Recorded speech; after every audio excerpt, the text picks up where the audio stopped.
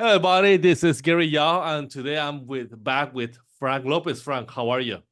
I'm good, Gary. How are you? I'm great. So last time we talked about the probate and how sometimes the trust, refresh my mind, doesn't stop the probate, correct? Yeah, exactly. Okay. Yes, and we delve very deep into it, and I guess that there were some topics that we didn't finish with that train of thought. So let's continue with that. Okay, good. So yeah, the whole point of a trust is Mhm. to keep you out of probate court, Yes. and it does do that. It is successful in doing that, but there are certain times where it doesn't keep you out of court. And one of the things that we talked about last week and spent a lot of time talking about was when the trust is lost, when there's no copy of the Hmm. trust anywhere.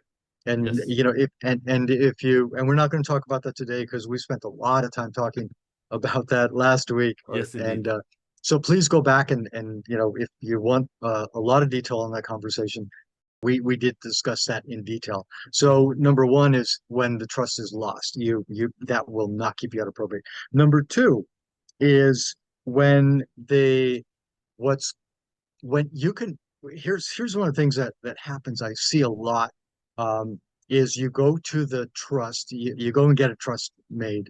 In most cases, it seems that attorneys will draw up the trust for you. Hmm. They draw up the trust, and the trust explains to everybody this is what happens. Let's say it's Gary's trust, Yes. and Gary tells the attorney, this is what I want to happen to my belongings, to my estate once I'm gone. And this is how it's distributed, and this is who's going to be in charge when I'm gone. I want this person to essentially administer the trust, Right. and that they basically become you're the trustee because you're in charge of the trust, and they become the successor trustee. In other words, they succeed you when you're gone. Hmm. So you do all that, right? So Yes. all that's done, pay, whatever you paid to get the trust done. And then you don't put your real estate, you don't change the title on your real estate to the name of the trust. So you spent all this money to put together the Gary Yao Family Trust. Right. Okay, so you got the trust, you go to your successor trustee and you say, hey, someday I won't be here. I want you to, here's a copy, here's a trust, here's an original trust, and I want you to put this somewhere safe, don't lose it. And when I'm gone, you're in charge. So, Mm. someday, sadly, Gary's gone. Hmm. Hopefully, in a very, very long time. So, but that day comes, and Hmm. your successor trustee says, okay, well, Gary Yao left millions and millions of dollars in real estate. Now, how are we going to distribute it? And the trust will tell you how it's distributed. But one thing, Gary left one important step out. Oh. He didn't transfer his billions of dollars in real estate into the name of the trust. It's still owned by Gary Yao. Oh, but it isn't a trust though, right? Yes, you've told the world that Uh, you'd like it to be in the trust, uh-huh. but Gary Yao never transferred his huge portfolio of real estate from Gary Yao, an individual, to the Gary Yao Trust. So Gary Yao is still the Oh. owner. Oh, Gary as a natural as person. yes, exactly. Oh, wow.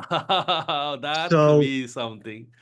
it's Okay. yeah, it could be you're going to probate court. That's exactly what would Oh happen. no. So Okay. so your successor trustee has to go to probate court and say, Judge, we meant to transfer, or Gary meant, here's the trust.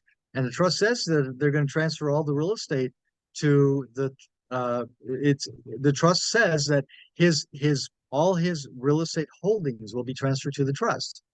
We forgot. Oh, it's like I forgot to do my homework. Yeah, exactly. My dog ate it. Oh So no. so guess what? You're in probate court. Okay, so this is no different than me creating a holding, let's say LLC, and Hmm. meaning to put it on an LLC, but I never did. But I had the intention to. Exactly, I created exactly, an LLC, but the LLC is empty. There's no titles on it, right? exactly. Okay. Yes. So So in order to do this, I will have to go to the assessor. No, where do we go? Oh, to the well, title company. yeah, you can go to title company, you can go to an escrow company, and your attorney should be doing this for you. And this is, one of the things that I find so frustrating is the attorneys go to all this trouble of putting this together. They do a great job putting together a great trust, and Mm-hmm. then they don't.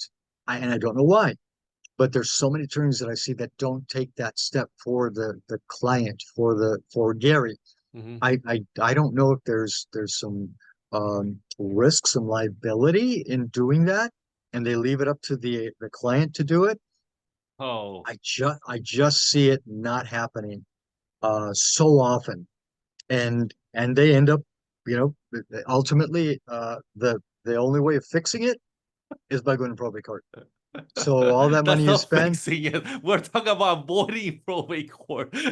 We're back to where we want to avoid. I guess that was a bad choice of words. You're right. You're not fixing it. You're in it. You just stepped right in it. Yeah. Okay, so that would be the second Uh-huh. area. And And then what will be the again, third?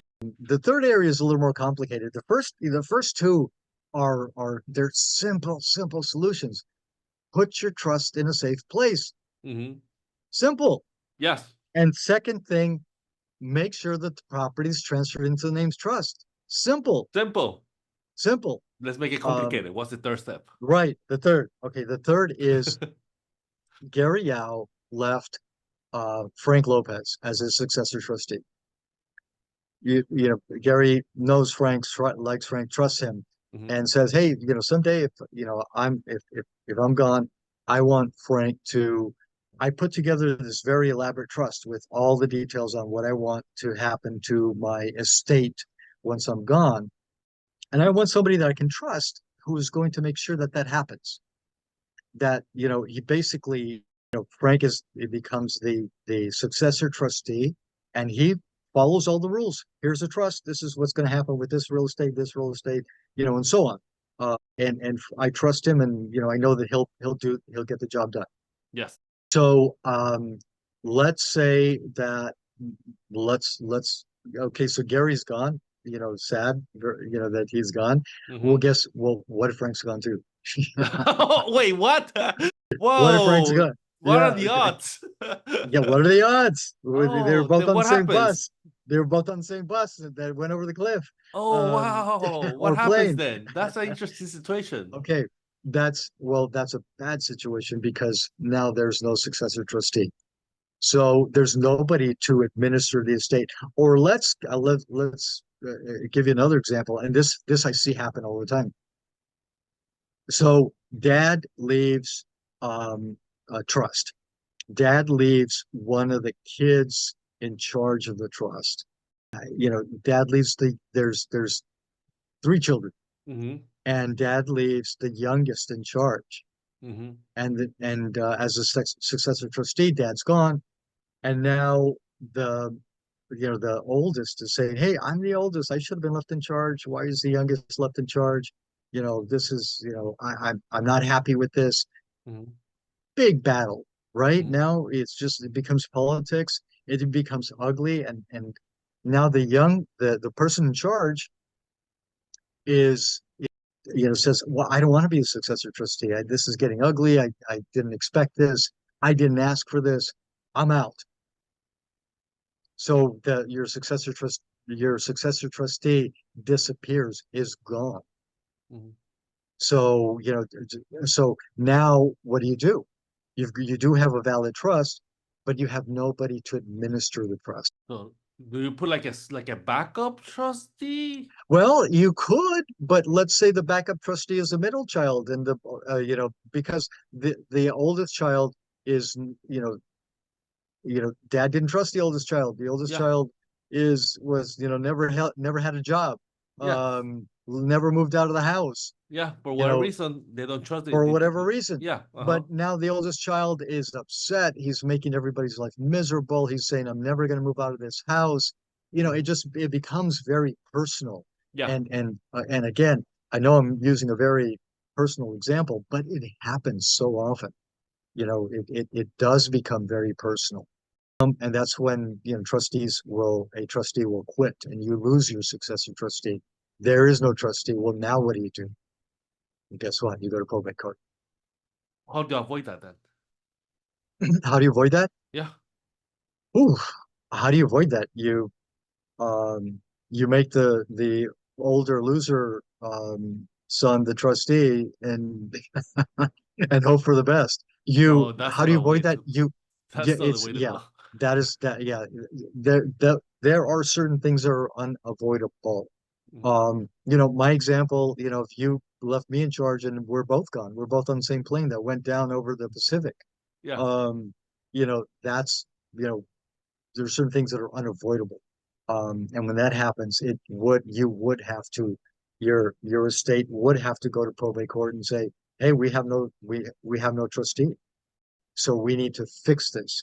right. And again, maybe fix is not the best example, the best choice of words, but it does need to be resolved. We need to find a replacement solution. Well, the replacement solution comes through probate court. I see. Well, So, there's a situation where I saw a property where it was a trust, and mhm, both brothers were in it.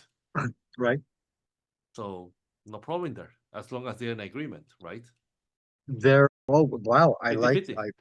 Gary, I like that, that you brought that example because you just gave me a fourth example Oh of where it wow. could go to Okay. probate court. You have no, you know what? I forgot about that. And that is a great example. Let's say that you have two brothers. Let's talk. Well, our time is up, but let's talk about it. Let's not leave this. Ah, Let's finish it. You got a okay. minute or two. Okay. I'm gonna make it as fast as I could. Uh-huh. Gary has two sons. Mm-hmm. They don't like each other. But Gary's thinking, well, I can't leave only one in charge because the other one's going to resent it, blah, blah, blah. I'm going to leave them both in charge. Okay. Okay. So now Gary's gone. He's got two kids, and the kids are both equally, you know, they have the Equal shares. equal Uh-huh. share, equal power of administrating the trust, and they're fighting on everything. Mm-hmm. They don't agree on anything, and Okay. they can't get anywhere because they're fighting. Guess how they resolve it? Mm-hmm. Okay. Now Probate court. what? Probate court. They, Really? yep, yep, they both go in front of the judge and say, Judge, I hate my brother and I can't work with him. What do we do? And the judge will again come up with the solution. The solution being that they could appoint a trustee, an independent trustee to fix this. I But see. again, I'm using the word fix to resolve this. But how did you do it? You had to go to court to get this to get the judge to appoint a successor trustee.